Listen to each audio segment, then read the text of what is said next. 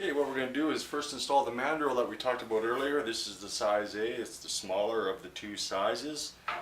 This lathe happens to have a Morse taper number 2. You just slide it in there. And I would strongly recommend, here's a bit of a, I'm not sure if you call it a tip or something I do, is once I install the mandrel there fairly loosely, I like to bring up the tailstock, lock it in position, and just screw it in a bit just to ensure that that is centered. That's very important if you are using a lathe that doesn't have a Morse taper and you use some sort of chuck to hold your mandrel. You want to get that in there, bring up your tailstock, get it into the riding point on the end of the mandrel or the tip, and that will ensure that you're centered and you don't get some wobble as this turns. And on the tailstock, also on a number 2 Morse taper, I have a live center that actually fits in the end of the mandrel. So that's that. Now we take the bushings that we talked about earlier. I'm actually going to put a spacer on there. It's one of the bushings that comes with most mandrels. Put one end of the bushing there, one end of the blank, the center bushing, which is going to disappear because it's actually inside the wood where we trimmed it with the barrel trimmer. Put on the other blank, the other end bushing, and again, nope, we'll go without that spacer. Put on the lock nut, and before tightening that down, I recommend bringing it up the tailstock, lock it in position, bring that live center up, and then tighten that lock nut. That prevents the mandrel from moving around as you're tightening it. Now you can see I got the pin blanks on here. If I turn it a bit, you can see the markings I have, and they're ready to turn. So let's give that a go. Bring in the tool rest. I'm going to bring it up to about 1/8 of an inch away from the pin blanks, and height wise just a little bit below center. Give it a spin, make sure it's going to clear. I like to use it's about a 3/8 bowl gouge, nice and sharp, and nice and slowly we're going to go back and forth. Take off those shavings. This one a bit.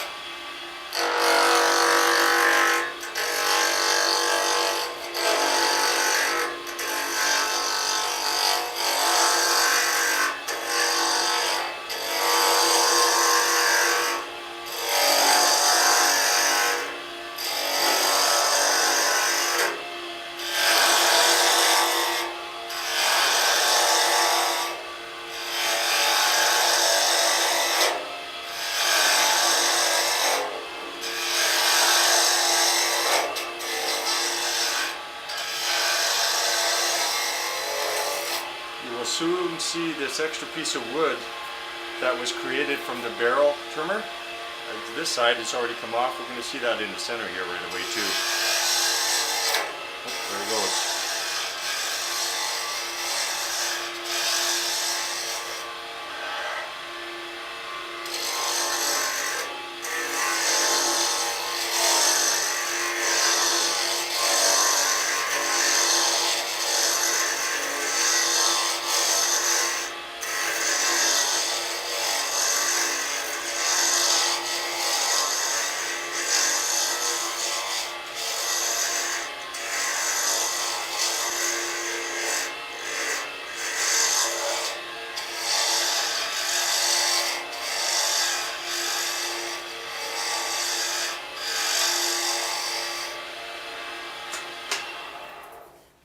Now that I have those trued up, you can see they're round all the way around. I'm just going to move the tool rest up a little closer again for the last adjustment.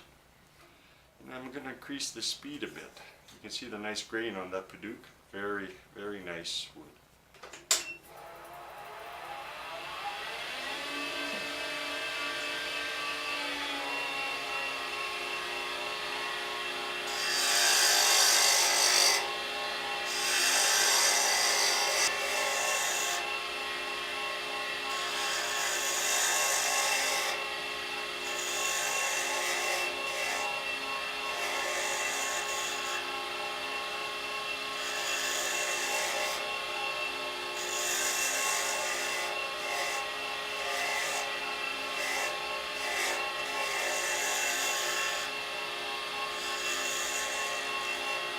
We're going to stop just a little bit proud of that bushing and we'll sand it flush. That's about it there. See if we can get a closer look at the bottom of the barrel. As you can tell from the center bushing is thicker than the smaller bushing. This blank is going to be tapered down to the nib of the pen.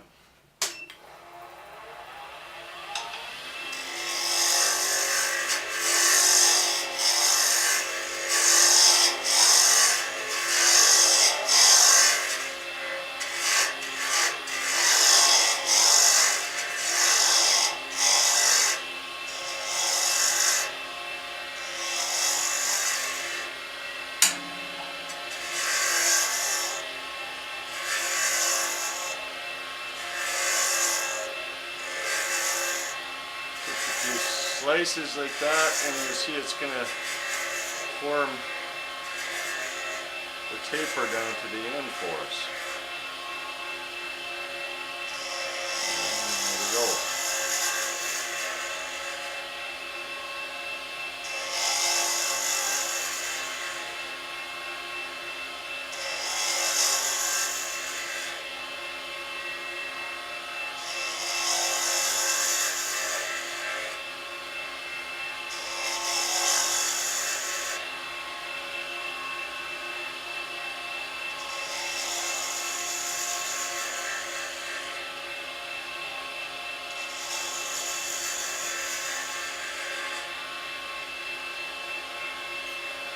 And you can feel it, just a little bit proud of the bushings. And I think we'll stop right there and we're going to sand it up.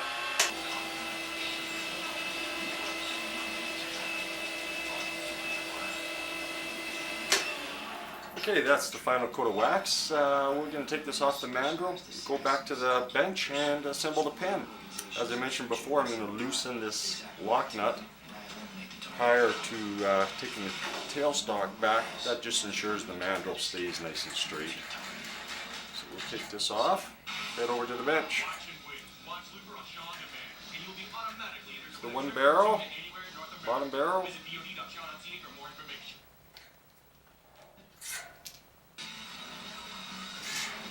and the top barrel.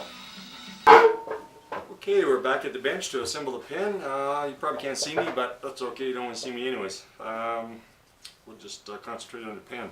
Got the parts laid out here. We got the nib, transmission, that's the part that actually turns the pen in and out. I got the pen refill. It's actually, let me get that part. There's the pen refill.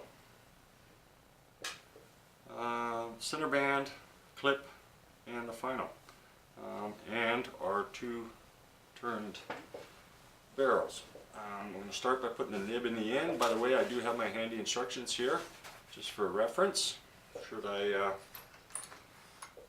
do something in the wrong order, we want to make sure we're going in the right order or have problems down the road. Sometimes, if your pen fits a little bit loose, it doesn't hurt to just rub put a little CA glue around the inside of the barrel, just a small amount. Use a medium to thick CA glue, just a little bit on the barrel, just to keep that nib from popping off sometime in the future. And you got to be quick with that CA glue. Turn that around and you'll see we're going to press that nib into the end. Now that that's there, you can see the nice transition from the barrel to the end of the nib. The bushing is what gives you that correct size. So there's the nib. In the other end of this, According to my instructions, we're going to press in the transmission. And it tells you to have about 1 1/8 exposed, and I know that that happens to be just right about that ring. So we'll stop at that shy of the ring and we'll test it out. This always presses in tight, the transmission. You never have to worry about CA glue on those. Tighten that up. By the way, this is a homemade pen press I made. Has a aluminum channel in the bottom, a sliding piece of oak with a piece of plastic on the end, and again just a horizontal clamp. You can actually purchase pen presses somewhere between $40 and $60. I find I like using this one just fine. Stop there. We're going to screw in the refill. Turn the transmission and see how far it exposes. Actually, it's not out yet, so I got a little ways to go. What I like to do is make a pen mark on the transmission. You can just barely see it, and then I'll know approximately where to stop. Should do it. You want to be careful with this, because if you overpress that transmission, you will not get it out, and your pen, that's perfect, your pen will not fully enter the nib when you screw it back in. So this piece is done, other than I'm going to slide the center band on. And again, the top of that barrel is the same diameter as the center band. We'll go into the top. Not much to do on the top. I have a threaded end that we're going to press in the top. Again, I never generally have to glue these in. They fit pretty tight.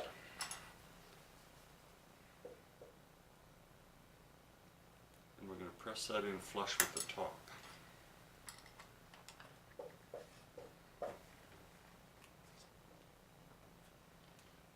Press it again. I like to look at the grain in the barrel. If there's grain you want exposed, I make sure I don't put the clip over top of it. But this is pretty nice all the way around. It's probably put it pretty much everywhere. And then the final just screws in the end.